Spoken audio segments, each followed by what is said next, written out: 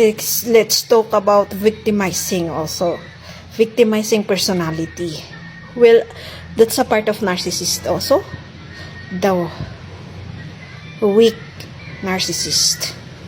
The other part of the wicked narcissist. So it's actually, I have already tackled about blaming, comparing, and complaining. It's a summarize of victimizing personality. Well, I actually hate those kinds of personality because I encountered a lot. If you encountered like that, you will become one also actually. And I realized before that I am also like that actually. When it comes to our Father, God, why? God, why I have a family like this? God, why I always encountered people like this? God, why? But I don't put in a situation like that in people. I just be silent and think what would I do. I never tell that you are like this, like that. That's why you experience like that, like this. Well, instead, I put it in myself. Maybe you are like this. That's why people are being like that. Maybe there's a problem on you. That's why. But actually, if we put it in, there's a part that it's own self fault. It's our fault. In a part that other people's fault. Because of the pains and traumas. Well, yeah, I encountered a lot of people like that actually.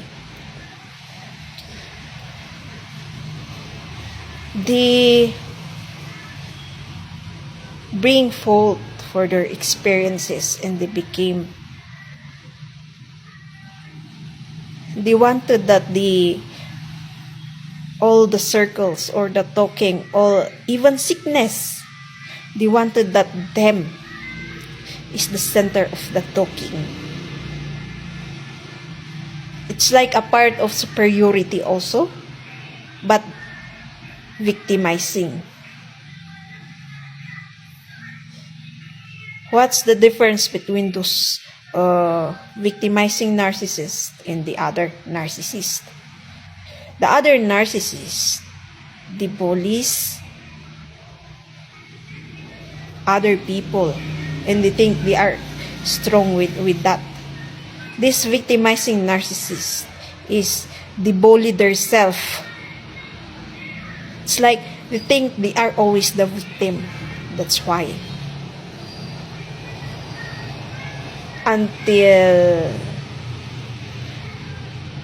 well, I saw one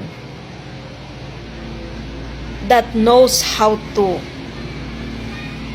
play the narcissist of victimizing and then became, it depends on the situation actually. Maybe we people, to balance it, we need to accept.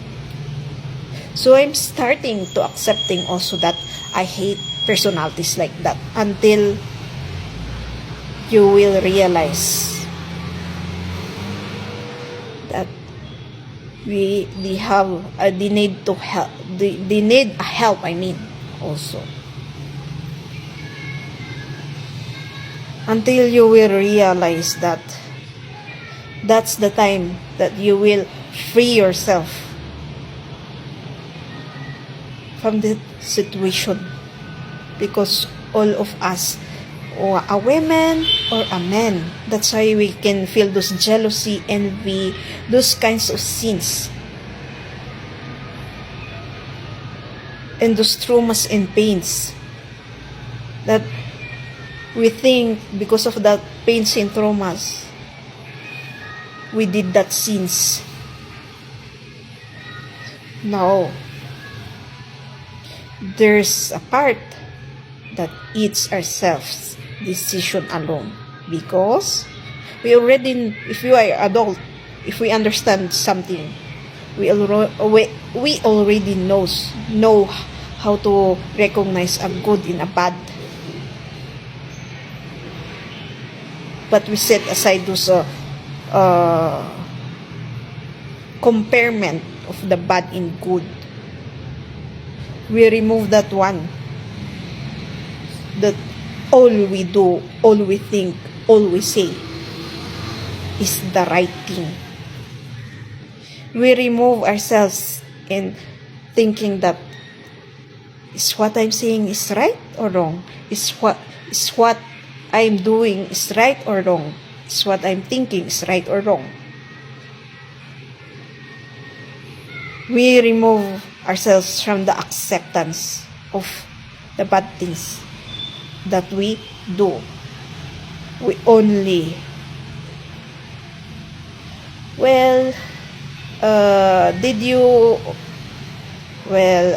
maybe the ones who is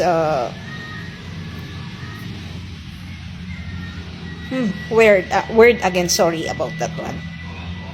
Those who always follows me, they know what I'm talking.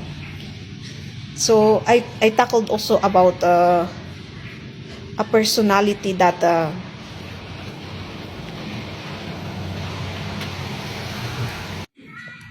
the stages of pride and ego, when it is so high and medium until you get out from that stage and recognize how to cope up with that pride and ego.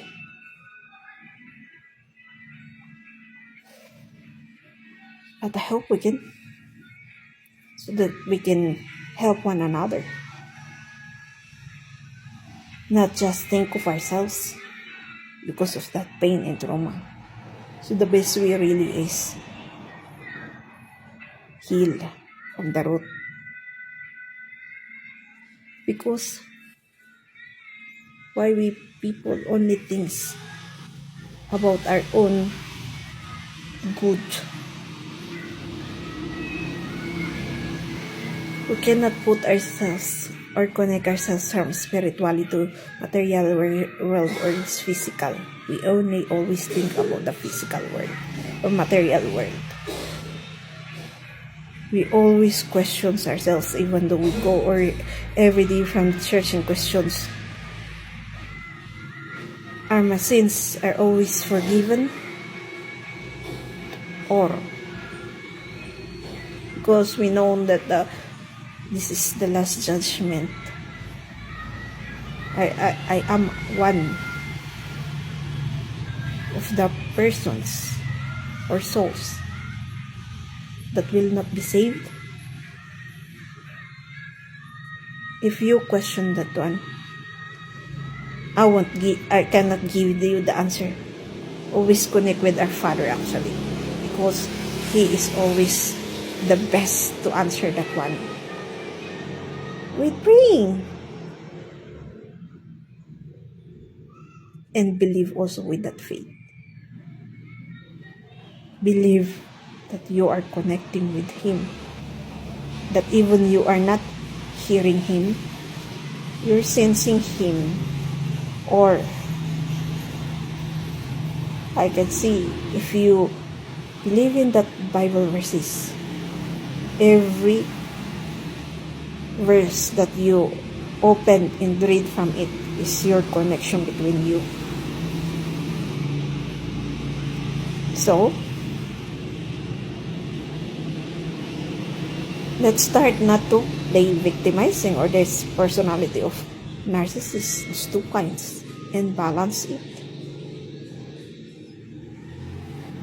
Because I actually get out from the victimizing. But the other part of narcissist, if you don't know how to, because shifting is real, if you don't know how to balance it also, you will go through the other part of narcissist. Very strong also. So it's our part to balance it.